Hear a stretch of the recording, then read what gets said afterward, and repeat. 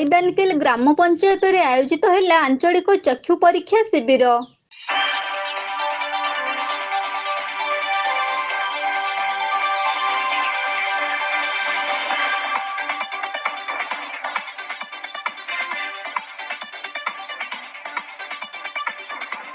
କେନ୍ଦୁଝର ଜିଲ୍ଲା ସଦର ବ୍ଲକ ଅନ୍ତର୍ଗତ ମଇଦାନକିଲ ଗ୍ରାମ ପଞ୍ଚାୟତରେ କେନ୍ଦୁଝର ଡେଭଲପମେଣ୍ଟ ଟ୍ରଷ୍ଟ ଏବଂ ଭୂମିକା ଚକ୍ଷୁ ଚିକିତ୍ସାଳୟର ମିଳିତ ସହଯୋଗରେ ମଇଦାନକିଲ ଗ୍ରାମ ପଞ୍ଚାୟତ ଠାରେ ଆଞ୍ଚଳିକ ଚକ୍ଷୁ ପରୀକ୍ଷା ଶିବିର ଆୟୋଜନ ହୋଇଯାଇଛି।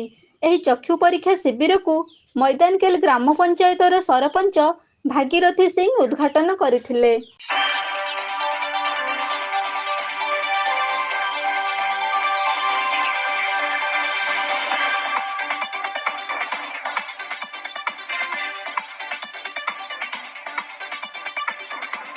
ପ୍ରଗତି ଫାଉଣ୍ଡେସନ ଟ୍ରଷ୍ଟର ମ୍ୟାନେଜିଂ ଟ୍ରଷ୍ଟି ମନୋଜ କୁମାର ମହାନ୍ତ, କେନ୍ଦୁଝର ଉନ୍ନୟନ ଟ୍ରଷ୍ଟର ମ୍ୟାନେଜିଂ ଟ୍ରଷ୍ଟି ତଥା ଗାନ୍ଧୀ ବିଚାର ସଂଗଠନର ଭକ୍ତବତ୍ସଳ ମହାନ୍ତି ସଂଯୋଜନା କରିଥିଲେ।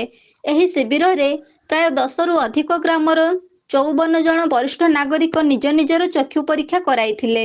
ଭୂମିକା ଚକ୍ଷୁ ଚିକିତ୍ସାଳୟ ତରଫରୁ ଶିବିର ସ୍ଥଳରୁ ନେବା ଆଣିବା, ଔଷଧ, ଅସ୍ତ୍ରୋପଚାର, ଚଷମା, ରହିବା ଖାଇବା ବ୍ୟବସ୍ଥା କରାଯାଇଥିଲା ବୋଲି କେନ୍ଦୁଝର ଉନ୍ନୟନ ଟ୍ରଷ୍ଟର ମ୍ୟାନେଜିଂ ଟ୍ରଷ୍ଟି ଭକ୍ତବତ୍ସଳ ମହାନ୍ତି ସୂଚନା ଦେଇଛନ୍ତି।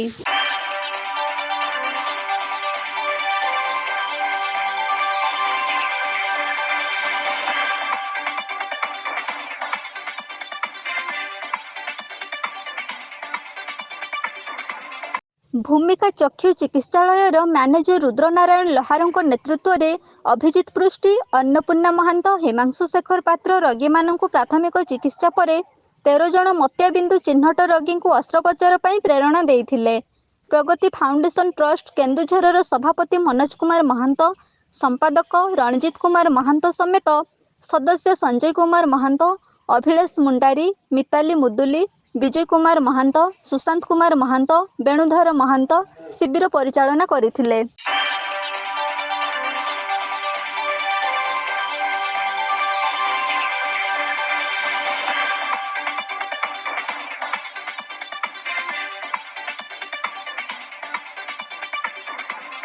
ଏହି ଚକ୍ଷୁ ପରୀକ୍ଷା ଶିବିର ଆୟୋଜନ ଯୋଗୁଁ ସୁବିଧାରେ ଚକ୍ଷୁ ପରୀକ୍ଷା କରି ଉତ୍ତମ ଚିକିତ୍ସା ମିଳିପାରୁଥିବା ଯୋଗୁଁ ଜନସାଧାରଣ ଉପକୃତ ହୋଇପାରିବେ ବୋଲି ବିଶ୍ୱାସ ଦେଖାଦେଇଛି। ଆଗାମୀ ଦିନରେ ଏମିତି ଉନ୍ନତ ମାନର ଚକ୍ଷୁ ପରୀକ୍ଷା ସହିତ ଉତ୍ତମ ଚିକିତ୍ସା କରାଯିବ ବୋଲି ପ୍ରଗତି ଫାଉଣ୍ଡେସନ ଟ୍ରଷ୍ଟ ସୂଚନା ଦେଇଛି।